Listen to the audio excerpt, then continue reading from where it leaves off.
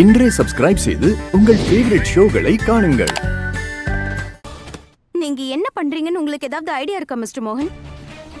நான் வேற ஒருத்தரோட மனைவி. என்னை இப்படி புல்லாங்குழல் வாசிச்சு கூப்பிடுறது, அப்புறம் கிஸ் பண்ணிடுவேன்னு சொல்றது, என் கைய பிடிக்கிறது, இதெல்லாம் ரொம்ப தப்பு. இது ஒன்னும் கேலி கிண்டலும் கிடையாது அண்ட் விளையாட்டும் கிடையாது. இது உங்களோட ஊரும் கிடையாது. நான் கிராமத்துல இருந்து வந்து உங்க வீட்டுல தங்கி இருந்த ராதாவும் கிடையாது. அந்த டைம், அந்த சிச்சுவேஷன்ஸ் எல்லாமே மாறி போயிடுச்சு மிஸ்டர் மோகன். இப்படி எல்லாம் பண்ணி நீங்க ராதாவை வேணா சமாதானப்படுத்தலாம், ஆனா ராதிகா யுவனை இல்ல. நான் ஏற்கனவே பல தடவை உங்ககிட்ட சொல்லிட்டேன், இப்ப திரும்பவும் சொல்றேன். என்னால உங்க லைஃப்ல திரும்பி வர முடியாது. வரவும் நான் விரும்பல. அதனால நான் சொல்றது கேளுங்க. என்னை விட்டு நீங்க விலகி போயிடுங்க. அதுதான் நம்ம எல்லாருக்கும் நல்லது.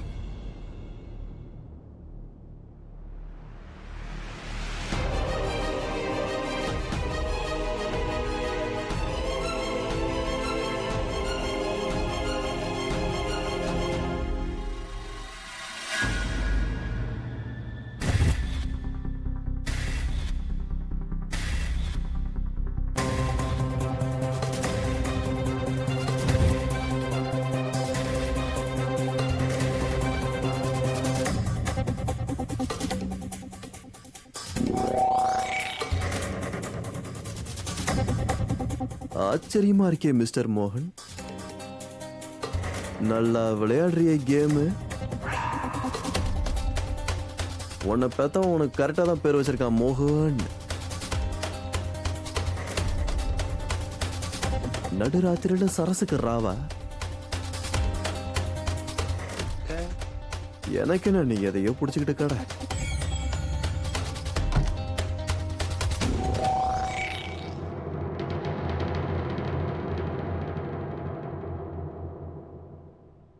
என்ன அசிங்கமா பண்றீங்க மிஸ்டர் மோகன்? கொஞ்சம் கூட வெக்கமா இல்ல உங்களுக்கு? நான் உங்களை தொடவே விட மாட்டேங்கிறேன், நீங்க என்ன தொடறதுக்கு வாய்ப்பு தேடுறீங்க. நான் இன்னொருத்தரோட பொண்டாட்டி, ஏன் உங்களுக்கு புரிய மாட்டேங்குது? அது எப்படி இந்த அளவுக்கு மாறுவீங்க? நீங்க எப்படி இவ்வளவு கீழ்த்தரமா இறங்குவீங்க மிஸ்டர் மோகன்? எங்க பாரு, நான் கொஞ்சம் கூட மாறல. அதே மாதிரி ஒரு பொண்ணோட விருப்பம் இல்லாம அவளை தொடுற அளவுக்கு கீழ்த்தரமாவும் இறங்கல. நான் உன்னை இப்ப கட்டி பிடிச்சதுக்கு காரணம், ஏன்னா யுவன் அந்த கதவு கிட்ட நின்னு உள்ள எட்டி பார்த்துக்கிட்டு இருந்தாரு.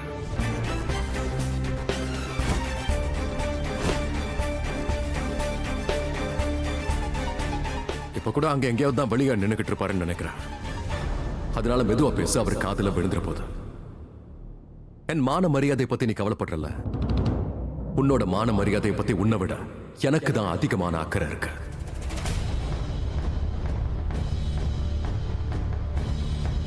ஒருவேளை இதுக்கு மேலே உனக்கு அது தப்பா தான் தெரிஞ்சதுன்னா அப்போ